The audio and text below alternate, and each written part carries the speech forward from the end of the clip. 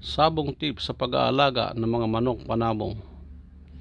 Native man o imported ang inyong manok na panabong, madali lang mag-alaga dito sa Pilipinas kahit ano pa man ang mga lahi ng mga ito.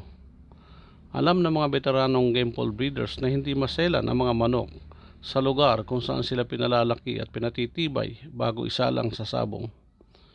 Ngunit importante pa rin alamin kung ano-ano ang iba't ibang uri ng mga manok na panabong, ang mga basic sa sabong, para maalagaan ang mga ito mula sa pagiging sisiw hanggang maging isang champion battle cock.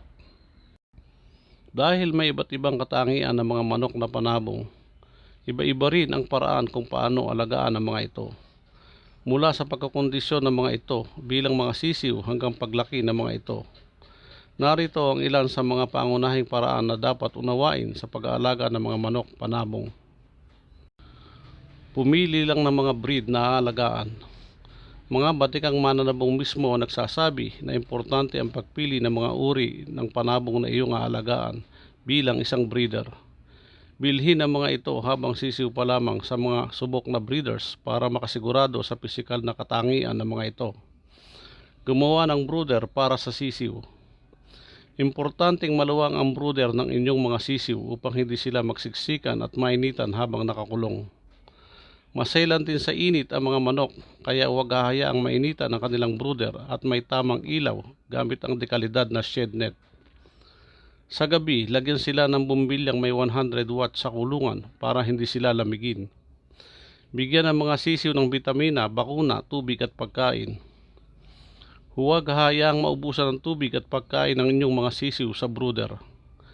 Bigyan sila ng mga gamit o anumang antibiotic na tama sa kanilang laki at gulang upang matukoy kung ano ang nararapat na dosage. Ipatingin ang inyong sisiw sa isang veterinaryo at ikonsulta na rin kung ano ang mga bakuna na nararapat iturok sa mga ito. Paglayuin ang mga sisiw na nagtutukaan o nagsasabong para maiwasan ang pagkasugat ng muka at posibilidad na pagkabulag ng mga ito. Gumamit ng dekalidad na material. Mag-set up ng pre-range sa bakuran gamit ang matibay na range net para lubos na maprotektahan ng inyong mga manok sa mga galang hayop o peste. Pag-aralang mabuti kung ano ang nararapat gawin para lumaking malusog ang inyong mga manok. Pagpapalakas ng mga sisiw. Ang pagpapalakas ng mga sisiw ay isang mahalagang aspeto ng matagumpay na pag-aalaga ng manok. Maraming paraan upang matiyak ang kanilang kalusugan at paglaki. Ang wastong nutrisyon ay susi sa pagpapalakas ng mga sisiw. Kailangan nila ng balanseng dieta na may sapat na protina, bitamina at mineral. Mayroong mga commercial na feeds na espesyal na ginawa para sa mga sisiw na naglalaman ng lahat ng kinakailangang sustansya. Mahalaga ring tiyakin ang mga sisiw ay may akses sa sariwang tubig sa lahat ng oras. Kalinisan. Ang malinis na kapaligiran ay mahalaga upang maiwasan ang sakit at impeksyon. Dapat linisin ang kulungan ng mga sisiw araw-araw at palitan ang kanilang bedding ng regular.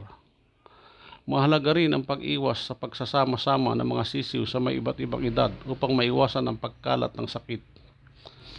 Pag-iwas sa stress. Ang stress ay maaaring makaapekto sa kalusugan at paglaki ng mga sisiw. Dapat iwasan ang mga bagay na maaaring magdulot ng stress sa kanila, tulad ng ingay, biglaang pagbabago ng kapaligiran, at kakulangan sa espasyo. Ang pagkakaroon ng mga puno ng kahoy na madadapuan ng mga manok pagsapit ng dilim ay mahalaga para sa kanilang kalusugan at paglaki. May mga benepisyo ang pagkakaroon ng mga puno ng kahoy sa ating farm or bakuran. Ito ay nagsisilbing proteksyon. Ang mga puno ay nagbibigay ng ligtas na lugar para sa mga manok kung saan sila nakakapagtago mula sa mga mandaragit tulad ng aso, pusa at iba pang mga hayop. Ang pag-akyat sa mga puno ay nagbibigay ng ehersisyo sa mga manok na tumutulong sa kanilang paglaki at pagiging malusog. Ang pagkakaroon ng ligtas na lugar para matulog ay nakakatulong sa mga manok na makatulog ng mahimbing at mabawasan ng stress. Ang pag-akyat sa mga puno ay tumutulong sa mga manok na mapanatili ang kalidad ng kanilang mga balahibo.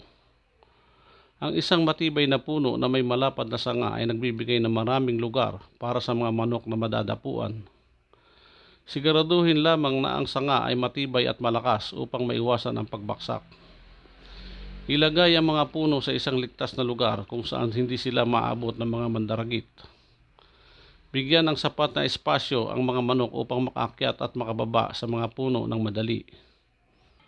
Sa pamamagitan ng pagsunod sa mga bagay na ito, maaari mong matiyak na ang iyong mga sisiw ay lalaki ng malusog at malakas. Ang pag-aalaga ng mga sisiw ay nangangailangan ng dedikasyon at pag-aalaga, ngunit ang gantimpala ay sulit sa pag-aani ng malusog at masaganang manok. Hanggang dito na lang po. Marami pong salamat. Mabuhay tayo, senyores mga kasabong.